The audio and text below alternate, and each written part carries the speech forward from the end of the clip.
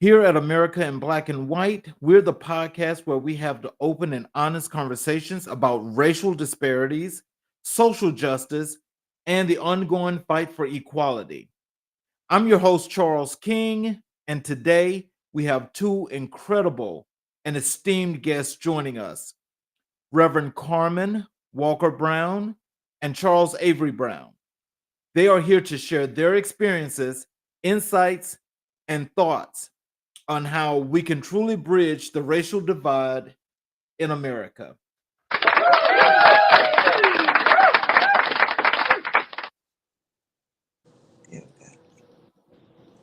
Hello, Mr. and Mrs. Brown. How are you guys doing today?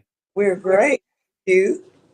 Well, thank you guys for joining us tonight on this episode. And I tell you, I truly would love for you to tell people about what this work is that you guys are doing.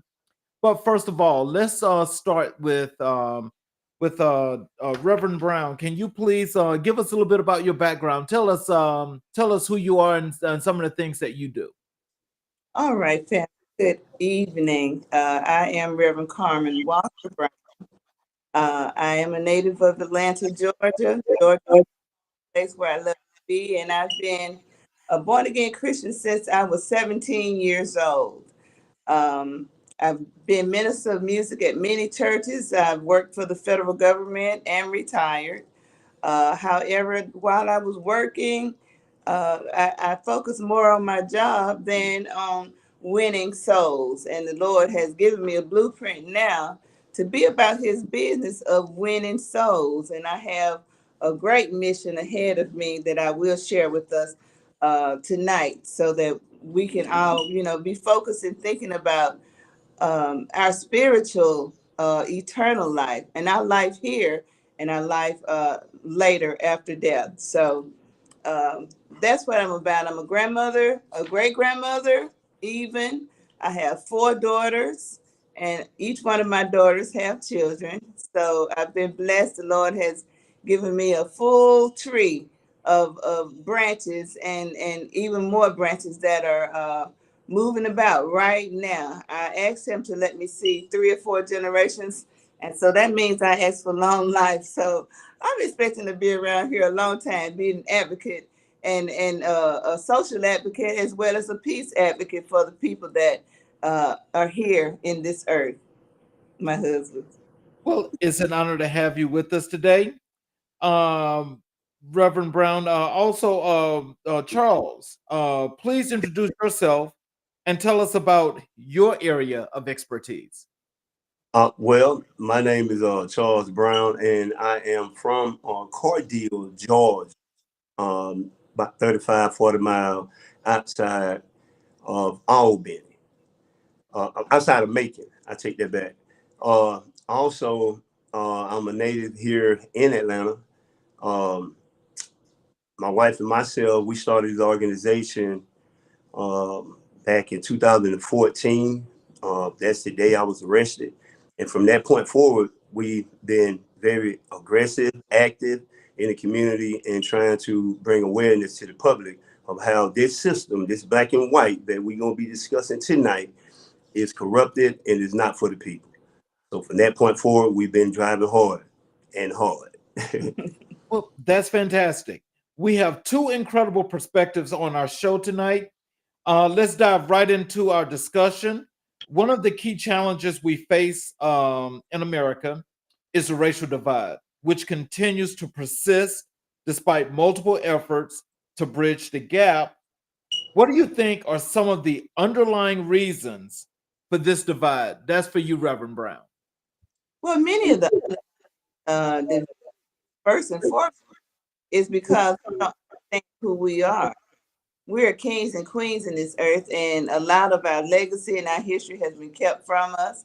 We have been domiciled and made to transform our mind and our thinking into what uh, our oppressors wanted it to be.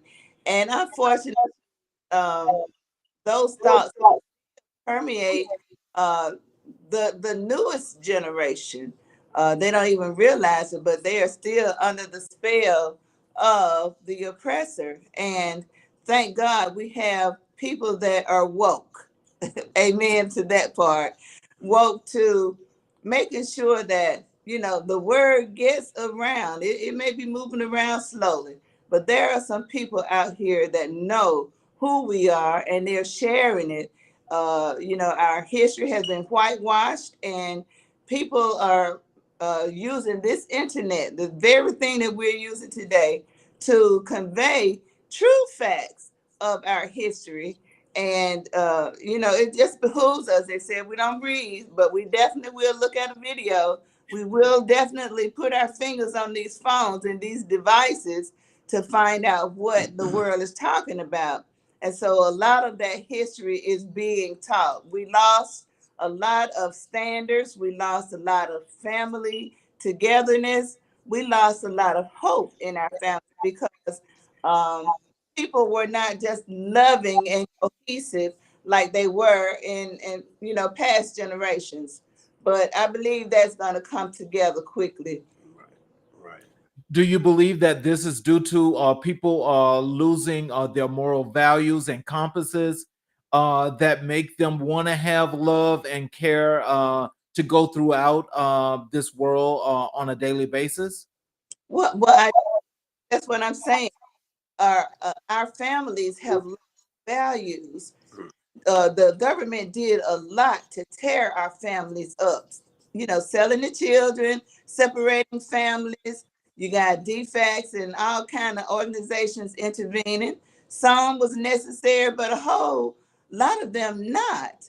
And removing the fathers, creating this system to uh, put men in jail because they weren't able to give money. A lot of them, of course, didn't want to. But that system aside, the government has done a lot to disparage families, to disparage marriage, and keep the families together. Therefore, grandmama, who now is, like teenagers, like me, for instance. I mean, I'm a grandmother and a great grandmother, but I'm not a rocking chair. I don't sit at home and babysit and do all those things that grandmothers used to do before. But I still want my children to be knowledgeable about the standards of living, the things that will make them become productive and good citizens in the land. And if we don't have good citizens, then we don't have any peace. And so, therefore, that word was not getting out. People don't go to church. I was saying today, you hardly ever find people even wanting to talk about their life adventures or instances, experiences, as according to the Bible, because a whole lot of people are not reading the Bible. A whole lot of people are not even wanting to read the Bible. They're trying to find controversy with the Bible. But if you know, read that word, hear what the Spirit is saying to you, and it will get you on point, on track. Well, Mr. Brown, I got this question for you. How do you view the role of faith and spirituality in addressing social justice issues within communities? Well, the things that we doing now is based upon uh, the faith and the belief that we have as advocates, as victims, as individuals, souls, spirits. That's what we operate off of here in Georgia. Most of the counties that we go into, faith, belief, passion, there.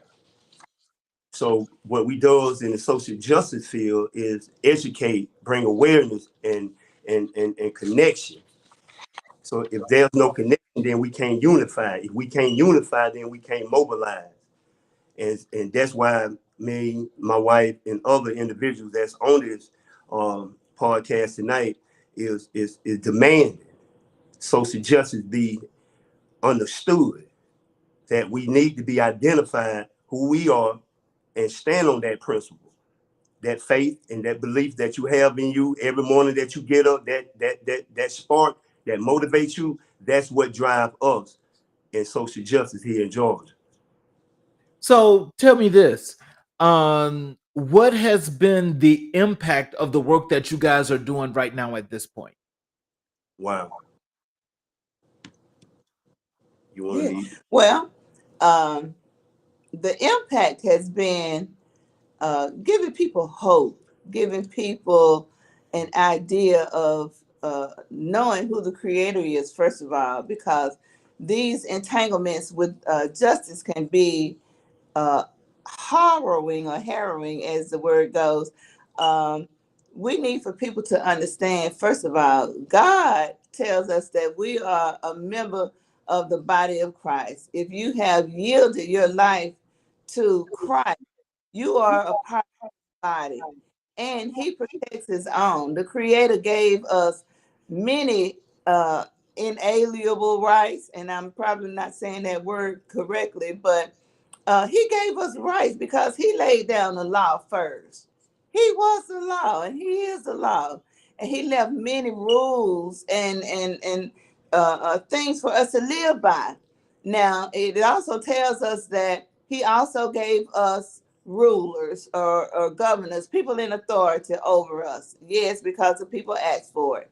And when those rulers don't seem to rule with a righteous arm or with uh, not necessarily compassion towards the people, but righteously and not being of evil mind and deceptive and all that, if they do that, then the people have a right to stand up to disobey the tyrant and recall them, remove them, get them out of the way, and get some right those positions of authority that will lead the people righteously. And piggyback off of that, um, and to the question that you asked of things that we have done here in Georgia to overcome the things that you were mentioning earlier, the depression. So there are some individuals, brothers, sisters of mine that we have helped got untangled from the grasp of the tyrants. So I don't mind sharing their names, but there's at Juneteenth, we will be, all of us, 159 counties will be present at Juneteenth. So that's every county in Georgia that we have helped, nearly over 100 counties that we have helped, still helping and overcoming this depression. And she was right that we are the people and we have that right to remove them, do a recall. And you can Google that.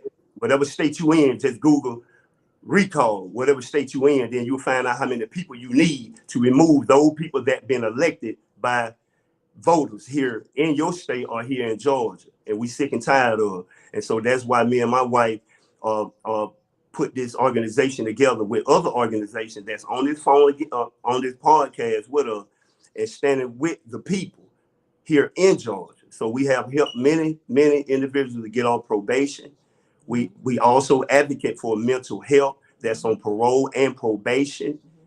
We also help individuals with habeas corpus. That habeas corpus means a civil petition, like a civil lawsuit. And most of the brothers and sisters that's incarcerated in Georgia do not understand that process.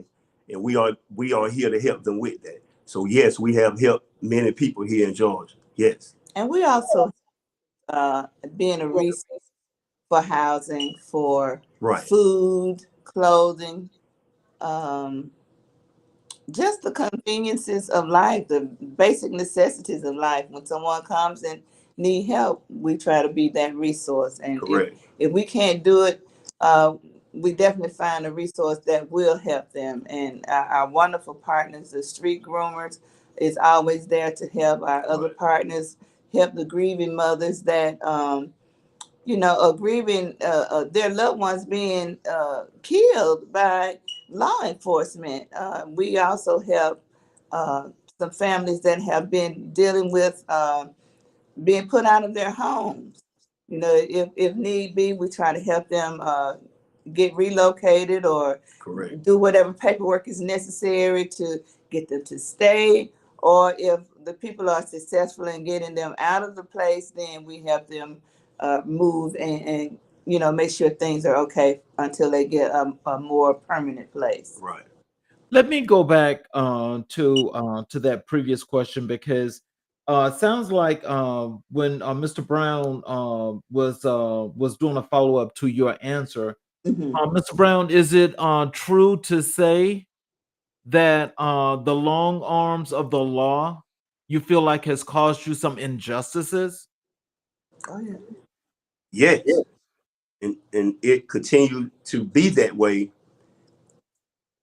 until we, as the people, unify and get together and educate each other to understand that the injustice that been placed upon me and my family, and why me and my family and wife started this campaign because of my incarceration back in 2014 on Mother's Day. That was the last day I seen my mother. So I was arrested from a legal traffic stop. That was from 2014 all the way up to now. Still, me and my family fight that case.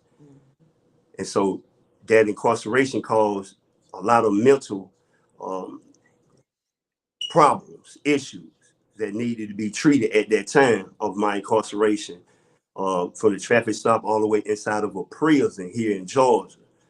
One of most of the deadliest prison in Georgia where I was housed at. So from that point forward, from being released on parole in 2018. So once I was, yes. So tell us this. So with this 10 years that has passed since that incarceration, and you said that there's a continuation of a problem with the system. What exactly has happened and is happening that's causing you these problems? The tyrant, They're dealing with parole and probation. right? The tyrants. When I say tyrants, I mean the continuation of parole that still attached to me, along with the criminal conviction. So it's still attached on and it's still going forward. So my family and I and legal team have issued a federal complaint at this point against the district attorney and the whole county of Cordele, Georgia, and with Chris County. And we definitely filed a federal complaint against them, and charges will be brought forth against the district attorney as well. So this case and this is incarceration is personal because of the tyrants, meaning the DAs and the Superior Court judges down there in Cordele, Georgia.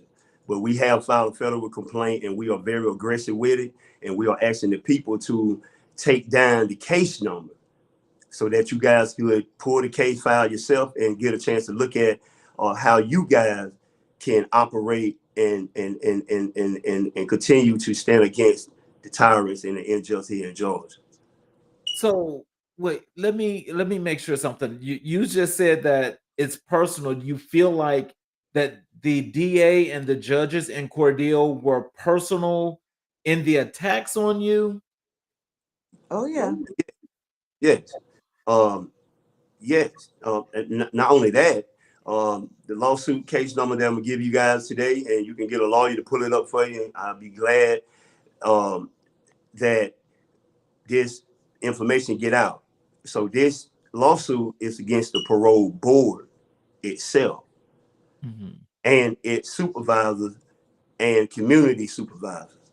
So what gonna happen with that is once the individual, not inmate, once the individual be released from Georgia prison, he go back to the community where he was convicted from or where he will be resigned.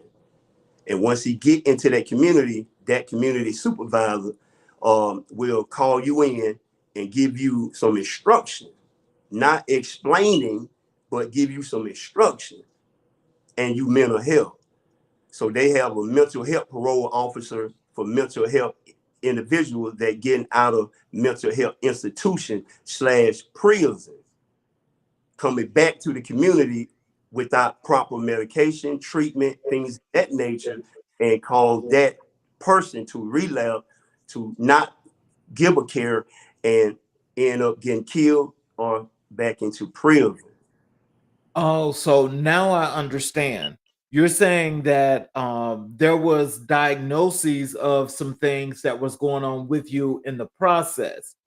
In Mhm. that process, they didn't do due diligence Right. when you was released.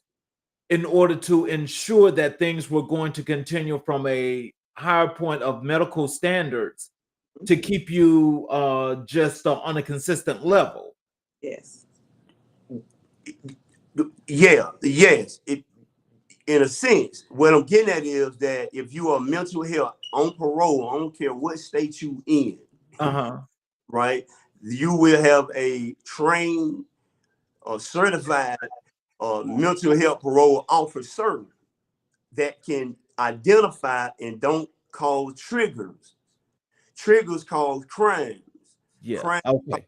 conviction, and conviction cause death. Because getting pulled over for a traffic stop shouldn't be a death sentence. Going to jail shouldn't be a death sentence. So if you are on parole, mental health, you are facing a death sentence.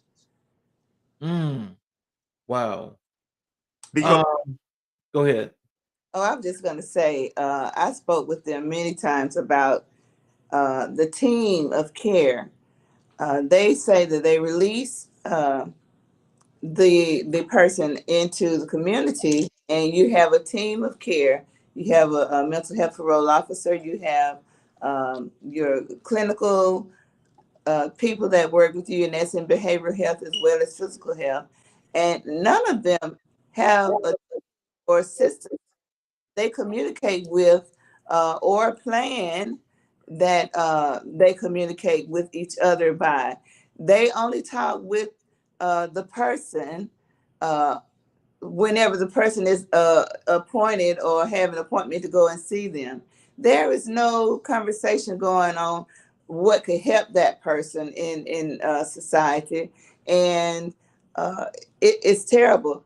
We saw more triggers, more conversations to combat Mr. Brown. And what it is they felt like he was combative and just speaking up for his rights. Just speaking up for his rights when people aren't doing their jobs and when they're not doing things fairly.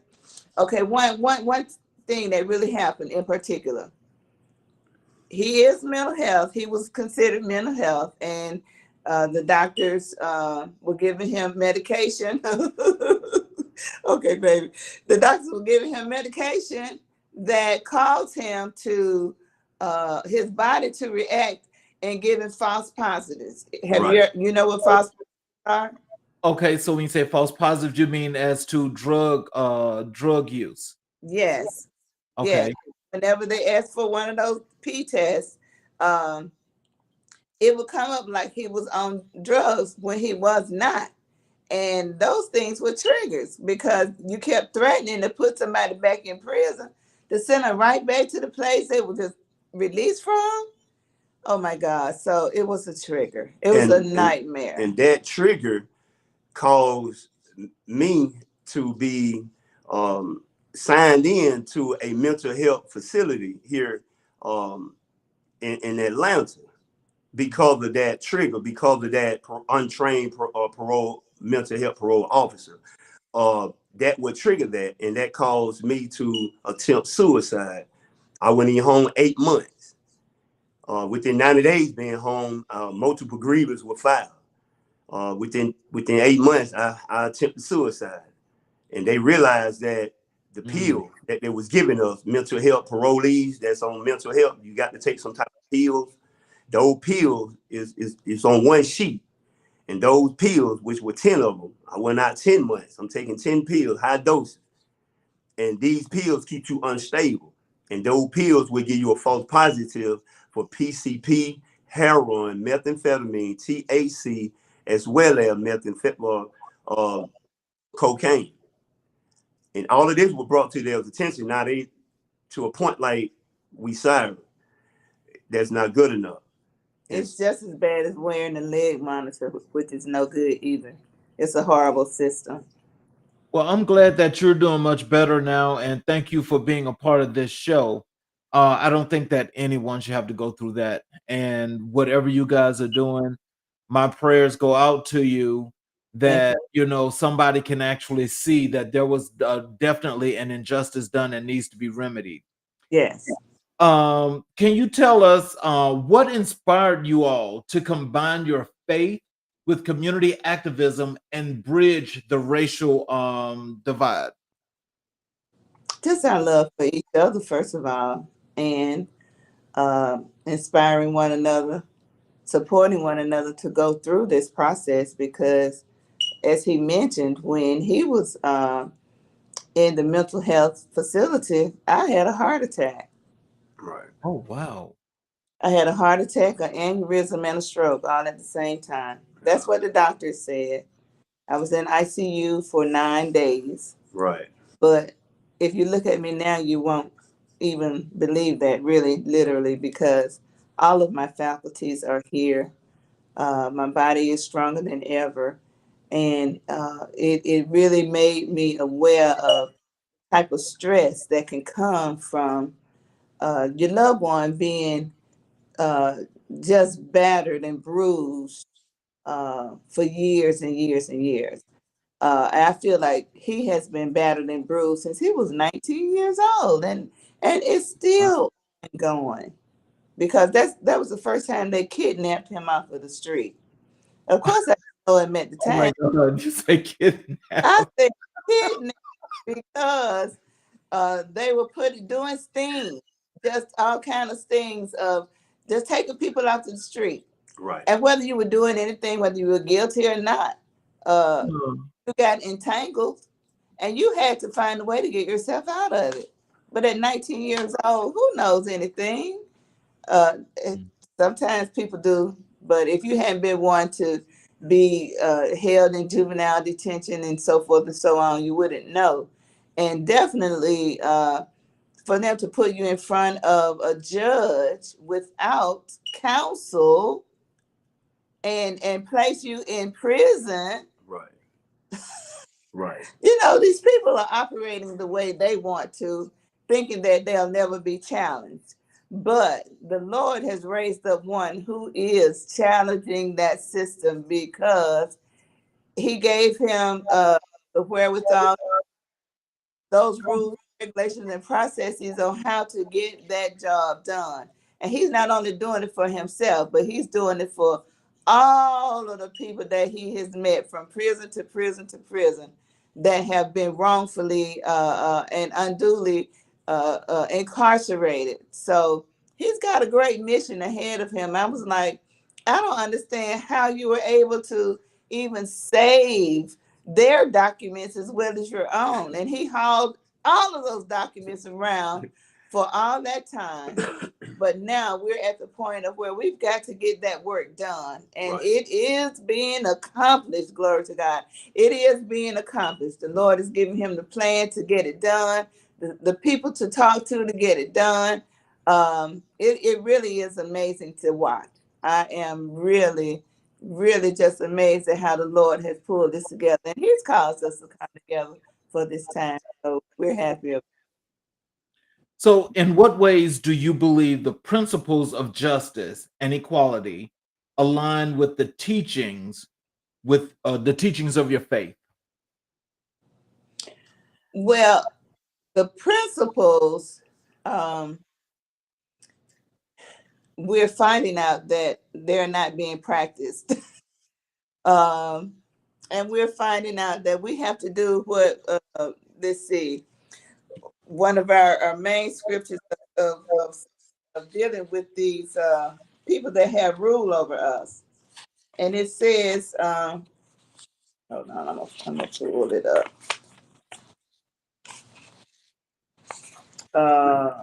We the people have a mandate from God that when our rulers are being difficult, when they are not doing as they should, we have liberty to disobey them, as I mentioned before. A lot of people don't stand on the word of God. But when you go into a courtroom to tell them that the creator is who you belong to, the creator is the one that gave you rules and statutes to follow. And man does not have jurisdiction over your body. God does, because you're a part of the body of Christ. Right. and therefore that gives them problems. Okay. Now, let me just ask you this because it's a known fact that whatever they say, what's in the criminal code and what's supposed to be law and how it's supposed to apply to everyone, um, we in the Black community know that that does not include us. That And so, my thing is just in this whole entire situation, what has your counsel stated to you that what has been violated, what he's going to exploit in the system, and how he is going to take this and carry this over to the judge in order to make sure that people understand what has transpired. well, now that's a real loaded question, but the answer is seemingly pretty easy because just recently we have received a case dismissed Right. because the law enforcement was trying to punish and incarcerate an innocent person. And the documents, this blueprint that we have, exonerated the young lady. Talk Okay, about but exonerated that young lady. What about your husband? Right. it's So working for him as well. right. So Because well, I mean, so let me just make sure you let me just clarify this so as you explain this to the audience, people understand. okay. So if you've got this blueprint, you supposedly that you're saying that worked for another young lady, Mhm. in your situation, if it cleared you, and it did it like take all this this from your record, did they give you the public apology, did they try to make it right by doing the monetizing thing, what exactly transpired that cleared you? Right. So what will clear not only me as well as the audience. And you're right. Most of the Black community understand that your state you in, especially Georgia, is in a corporation. So until you commit a crime, there's no crime being committed. So we know these incorporations, states, is being operated illegally. And so what we telling these tyrants is that based on the information that we have, can help a lot of us. First of all, you trademark your name, not a company. That's a LLC. LLC means you limited to do certain things. So your attorney general or your state control your LLC. So if I want to write your LLC up, I'm going straight to your attorney general, secretary of your state, and let them know, hey, you've been operating illegal here in my community. So I'm gonna close your store down because you got to have an LLC. So we telling these incorporated, your attorney general, which is the lawyer for your state, right? Because your governor got to have a lawyer, and he's the attorney general. So we telling the Black community, telling the attorney general and the governor and the state of Georgia. First of all, we want to know who is the state of Georgia. If you can give me his name right now, and that's how this clarification, what we saying now is in your state, Louisiana, New York, whatever your name is, we want to know it. So New York versus William Fred. William Fred stole the bubble gum out the store, a whole bag, and he going to trial next week. But New York versus Lil Fred. Lil Fred saying, before I go to trial, I want to know who is New York. New York, who is it? Bring him in here. Let me talk to him. Now you violate my right. So the ones that have not committed a crime like drugs and things in that nature, murder. then there's a process to let the Superior Court judge know that you don't have no jurisdiction to be operating the way y'all operate now. Jurisdiction means show me a contract that I signed with you guys. That's why traffic stop becomes so deadly in every state, because we don't know what to do or who to call besides your mother or your father.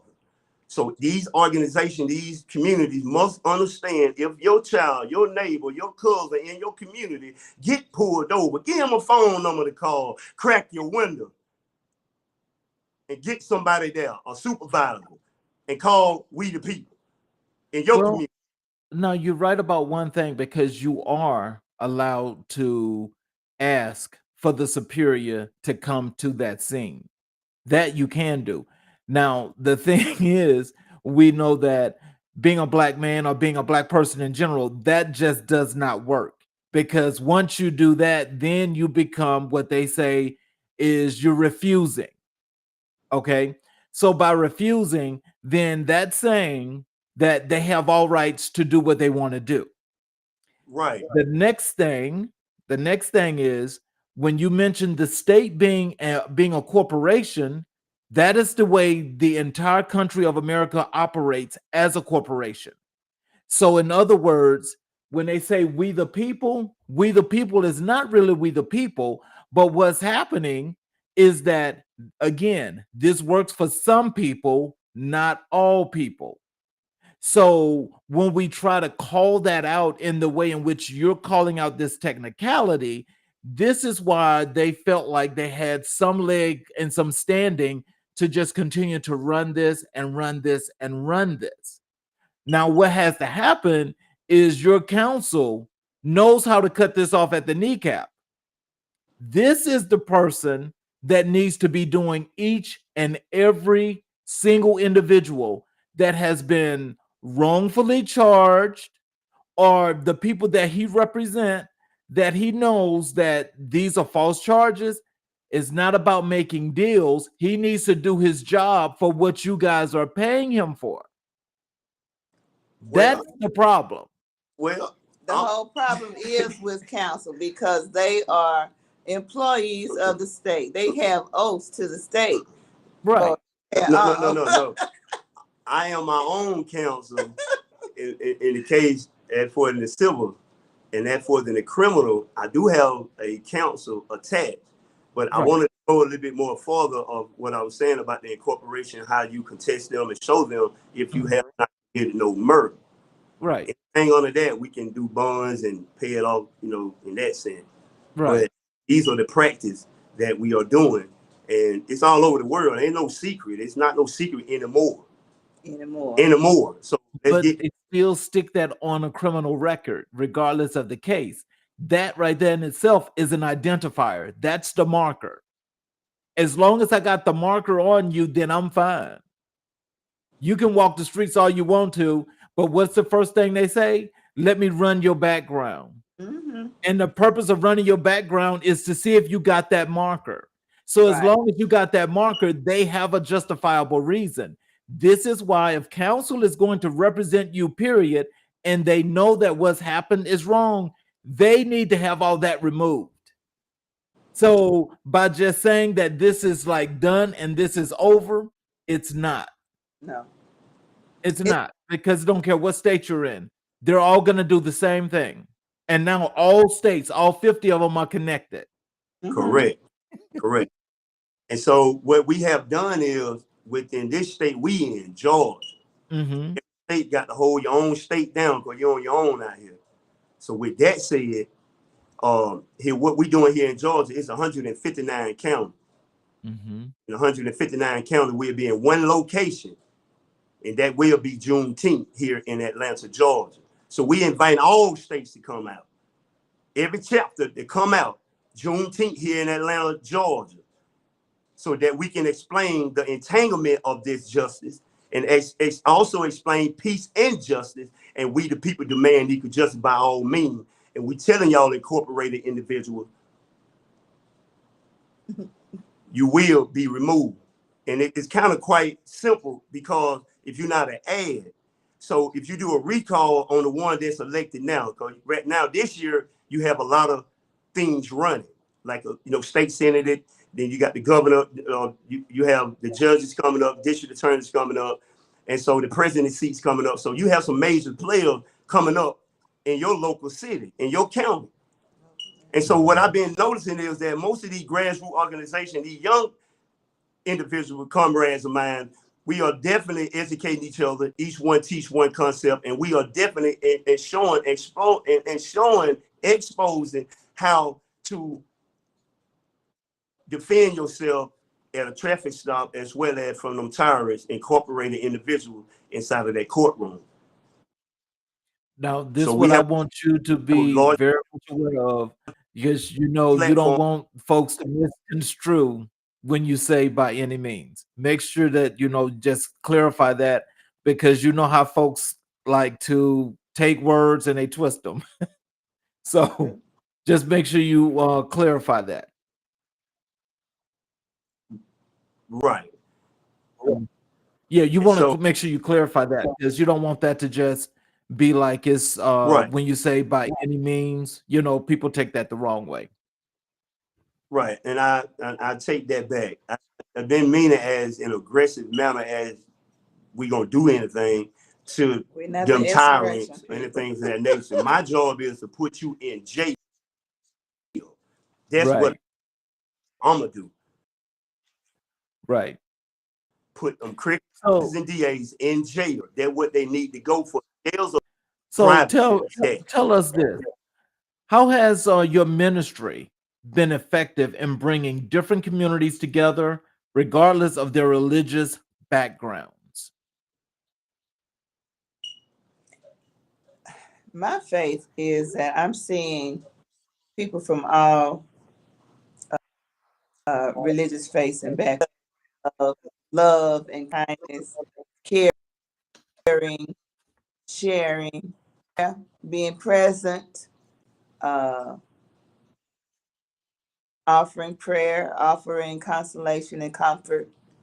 Those are the things that most people are seeking today. They are standing in to be a voice for you when you are so hurt and bruised that you can't speak for yourself. So that's how my faith has bridged the gap amongst all other communities, because we are all people and we all believe in a higher being, however way they get there. I mean, I believe in Jesus Christ, and I believe he is the savior of the world because of his atoning sacrifice of laying down his life for mankind to bridge the way back to the Father, the loving Father, Creator God. So whether they believe in Jesus Christ or not, they believe in kindness. They believe in warm hand, a warm heart, a listening, a touch. I give out plenty of hugs, and I give out plenty of donations, money, because it's something that will help somebody get over the hump. And when they see that the Lord has blessed me to do many of those kinds of things, it kind of makes them say, it's something to that. Yeah. You got me?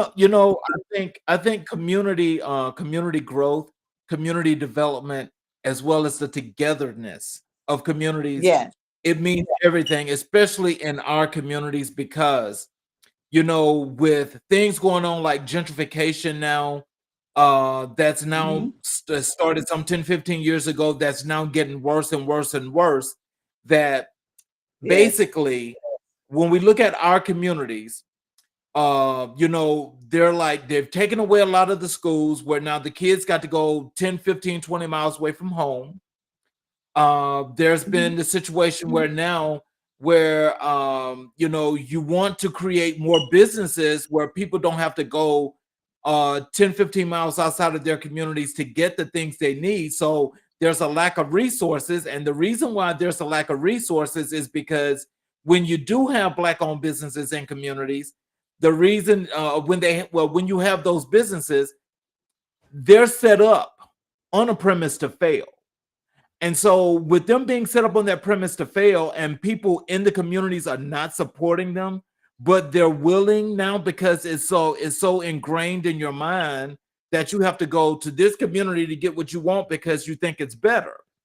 So that means that you've given up on the community. And by giving up on the community, that means that it matters not who's trying to make it better. It's going to take a lot of convincing to get the people to actually do what's necessary. So, with that being said, how is it that your ministry is going to be able to actually encapsulate these people, have people to say, look, this is what's going on, and we need your support to do 1, 2, 3, 4, and 5? What is it that your ministry can do to make this happen? Well, honestly, a lot of what you said, the audio stream was very poor about. But I'm going to what this ministry is doing, if you can hear me clearly. Because I have been in this ministry far longer than I have known Mr. Brown, we still have the connections of many, the plethora of people all around the world. And the connection of each one teach one, each one reach one. It lets us know that we're not out here alone. Sometimes we can make a phone call to someone around the world to give a glass of water to the folks in the hotel next door. I mean, it's just that incredible. And I believe in miracles. I trust God to get his work done. And he is the orchestrator of so much, of everything, as far as I'm concerned. He uses people, what the song says, ordinary people. He uses people to get the job done, to get everything accomplished. And like I said, he gave me a blueprint that will see the support of many people around the world, that will cause those that have not come under the ark of safety to be to get up under the ark of safety. The more people that are yielded to Christ and are yielded to righteousness, then the more light and salt there is in the earth, the more there is goodness, the more there is kindness, the more there is righteous indignation. Just don't think that because you are a Christian or because you believe in God the Creator, his Son, and the Holy Spirit, that you're a pushover. No way, no how. Because he gives us armor to deflect the enemy's arrows, the fiery darts that come, because they come. I mean, constantly, if you think about how the enemy, which is the devil, and I'm going to just say that, a lot of people say Satan ain't real, but you see him on TV every day. You see him on videos, and all of our artists replicate an image of Satan with the red devil suits and the moon this and the craziness that. But he's always in your face, and he's just constantly making you think that there isn't a fight for your soul, but there is. And if you continue to operate with him, then you know that's what you do. But I'm on the winning team, and the Lord takes care of his own, and he gives us, he provides for us for the things that are needed to accomplish those goals.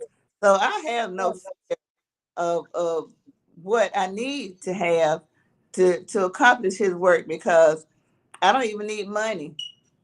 I don't have to have money, because he's rich, and he will cause the rich man, he will cause 10,000 people to come to my aid to give me what I need to accomplish his work. So, I mean, I don't know what to say behind that. A whole lot of people may not have that kind of trust and faith, but I do, because I've lived this life this long, and it's been wonderful. It hasn't been without tragedy. It hasn't been without chaos. Like I told you, I had a heart attack, aneurysm, and stroke. But baby, can you look at me now? There you go. There you go. I'm just saying, I am a poster child for what God can do, for one. Yes, I am a poster child, because the people told me, Miss Brown, uh, for what you went through, most people don't make it to the hospital. And if they do, they certainly do not leave walking and talking like you are. So you are a miracle. And that's what he does. He's a miracle worker. And he works miracles on every facet of life if people would be yielded to trust him. Oh, I hope that's wow. what I can convey on. That is so profound. That is so profound. Can you share an example of a successful project or initiative where faith communities united to address a specific social justice issue? Where faith communities united on social issues. Yes, they united to address a specific social justice issue. Yes, I can tell you one specifically. The Ahmaud Arbery case. Yeah. The Ahmaud Okay. Arbery case, one trial.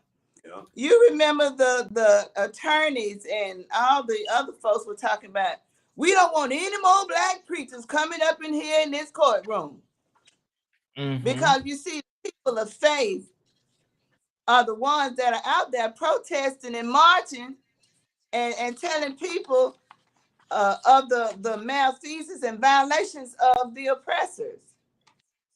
And they dared the faith community to come down to Brunswick, Georgia. Yeah. And baby, I had to get in my vehicle and drive my happy self all the way there. And when I got there, what a wonderful sight it was to see. A sea of clergy. Yeah. Everybody, everybody was there. Everybody of Mm-hmm. every faith. I mean, I believe the American Indians was there. We had some Asian Americans, Hispanic Americans, African Americans, Black Americans, white Americans, people of every faith and nationality was there. And do you see how the trial turned out? Mm-hmm. Prayers went forth. Uh, um, Victory was won. And even now, we know that the enemy is trying to come back and remove those things. He's still fighting. You see, he's still fighting. But we know that the sentencing those people received really wasn't up to par, but it still got them what they needed. So they're trying to fight it on a federal level to try to get some relief. But no, they don't need relief because they were evil. They were operating under evil guise and they received their recompense. And it needs to stick. That's my opinion. But that Right. is one. That is one thing that on a local level, on a local level of faith. The faith community showed up and showed out. And God showed up and showed out because he gave us a win. Then let me ask you guys this one final question. What strategies or programs do you recommend other faith leaders who want to promote justice and bridge communities? Okay. One of the strategies I'm saying, reach out to everyone. Don't allow the divisions of faith to continue to divide us when it comes to people knowing who the creator is. Because without the creator, no standard of living. You're just living frivolously. And you're probably living like the devil. Wow. You have no care for anyone. You don't even care for yourself because you don't understand what love and care is. You will always be in a funk, be in a wave, just operating literally by the seat of your pants because you're searching for love or you're searching for a cohesiveness. You can't have it. There's no sticking and staying when you don't love something. Mhm. And if you don't have the ability to give love, my goodness. Okay. Mm. So love is the key. Yes, it is because God is love. He really is. And if you Yeah. don't, if you don't have that, that is that thing that people are always searching for. Because I'm telling you, you know, when somebody comes by you with a smile every day, a lot of people be mad. They're like, why you always smiling? You always smiling. You always, you know, that's hate. Yes, Hey, smile. You know, if I'm asking you, how you doing today? And you get angry about that, that's hate. it is. It is. And, you know, you want to smile at people, you want to treat them with kindness. Uh, um, it says love covers a multitude of fault. Hmm. You can love somebody almost to the detriment of your own demise Yep. because you love people. You love people so much. That's why Martin's not here. That's why Malcolm isn't here. That's why a whole lot of our leaders are gone Correct. because they stood in the place of love. It's the same thing that Christ did. Now, he didn't ask them to lay down their life, but just like Christ freely gave it, those guys gave their life for the people. Right. And if it comes down to that, then so be it. Your life is not your own. And it's a beautiful thing. It Hmm. really is a beautiful thing. It That's, is. that's my opinion too. But it's a beautiful thing. It's a beautiful thing to be a giver and not a taker. It's a beautiful thing to be blessed, Right. to be able to give and to be able to inspire. It's awesome. It really is. That's all I'm gonna say about that.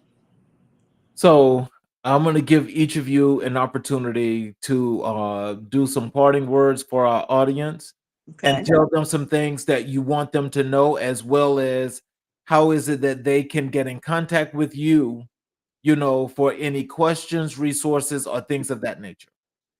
Okay. We both have accounts for being contacted. Um, I am 8228. That's four numbers. 8228 Carmen Brown at gmail.com. And Mr. Brown is at Charles Avery Brown at gmail.com. That is the most convenient way to reach us. And we both have a couple of big events that we're embarking on. Mine will begin Pentecost Sunday, which is May 19th of this year, and it will culminate with the Juneteenth activity that we're having in Atlanta.